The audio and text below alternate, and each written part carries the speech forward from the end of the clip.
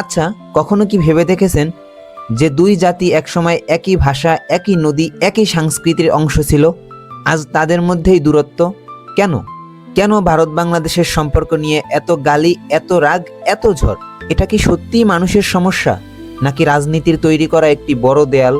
আজ আমরা সত্যিটা বলবো, আপনি শুনলে বুঝবেন যে ঘৃণাটা মানুষের নয়, রাজনীতির তৈরি করা।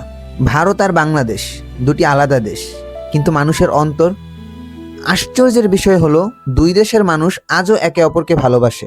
ভারতীয় হাজার হাজার মানুষ বাংলাদেশিদের ভালোবাসে এবং বাংলাদেশি হাজার হাজার মানুষ ভারতীয়দের ভালোবাসে। কিন্তু প্রশ্ন হলো, যদি মানুষ মানুষকে ভালোবাসে, তাহলে এই বিভেদগুলো কোথা থেকে আসে? সত্যিটা খুবই সোজা, বরং রাজনৈতিক উত্তাপ, সীমান্ত ইস্যু এবং এছাড়াও বিভিন্ন কারণে নষ্ট হয় আমাদের সম্পর্ক।